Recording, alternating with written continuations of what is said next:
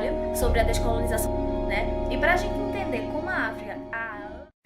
Bom dia, gente! Não se preocupem que eu não tô fazendo o vídeo Brasil que eu quero pra mim, nem pra minha família, nem pro meu papagaio, nem pra ninguém, tá?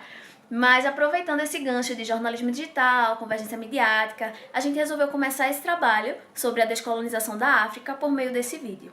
Os meninos que estão aí presentes, eles vão dar continuidade no tema, porém eu vou falar um pouco sobre o contexto histórico, porque não tem como a gente entender uma descolonização se a gente não entende como foi essa colonização, né? E a colonização da África, ela foi muito tarde, ela aconteceu muito tarde, ela foi muito tardia. E a descolonização também, né? Consequência disso.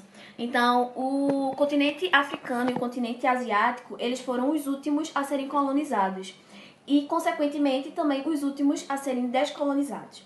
Eles foram colonizados ali durante a primeira Revolução Industrial, porque os países europeus, França, Alemanha, Inglaterra, eles precisavam extrair minérios.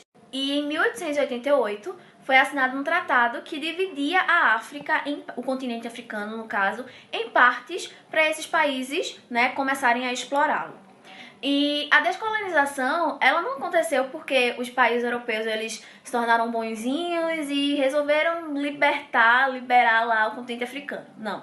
Ela aconteceu após Segunda Guerra Mundial, né, em um contexto onde tinha sido criada a Carta da ONU, onde os países, onde as pessoas elas tinham direito à vida, tinham diversos outros direitos criados pela Carta da ONU, né, e também por conta do cenário que se deu pós-Segunda Guerra Mundial. Então, a gente sabe que pós-Segunda Guerra Mundial começou um contexto de Guerra Fria. O mundo estava bipolarizado, onde havia uma disputa entre capitalismo dos Estados Unidos e o socialismo da União Soviética. Isso fez com que esses dois países, os Estados Unidos e a União Soviética, começassem a disputar territórios aliados à sua ideologia. E não tinha como eles aliarem um país, um continente que fosse ainda colonizado por outros países, né? Seria bem mais difícil. Então eles começaram a incentivar essa descolonização, esse sentimento nacionalista nas tribos africanas, né? Dentro de todo o continente africano, para que houvessem diversas disputas para que essa descolonização fosse feita. E pós essa dependência, o continente africano ele ainda passou por diversas dificuldades, né? Vocês vão ver com os meninos o processo de como se deu essa descolonização, porém, pós essa independência, eles ainda eram muito dependentes dos países colonizadores, porque eles não tinham infraestrutura para se desenvolverem, eles não tinham tecnologia suficiente para se desenvolverem, né? E eles ainda continuavam dependentes financeiramente, economicamente, dos seus países, porque eram deles que eles exportavam, eram deles que eles compravam mercadorias que eles não conseguiam produzir. E outro fator também que contribuiu muito foram as brigas internas. Por quê? Quando houve a colonização, os países colonizadores, eles não se preocuparam em em dividir o continente por tribos. Então tinha partes com determinados países que tinham tribos rivais, tinha tribos aliadas que se dividiram.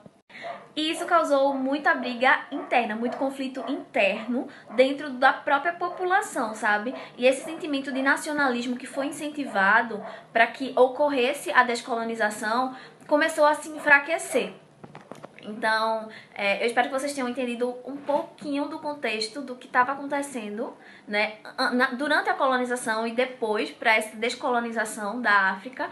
Entender que os motivos não foram, assim, propriamente ditos do povo do continente africano, mas sim de motivos externos, como o fim da Segunda Guerra Mundial, o começo da Guerra Fria, as disputas territoriais por ideologia, um sentimento, também teve o desarmamento de certa forma. Os países europeus, eles estavam enfraquecidos por conta da Segunda Guerra, então isso ajudou o povo africano a ter uma certa coragem. Que vocês consigam entender também que tudo que acontece hoje, a maior parte das coisas que acontecem no continente africano hoje, é culpa dessa colonização e dessa descolonização.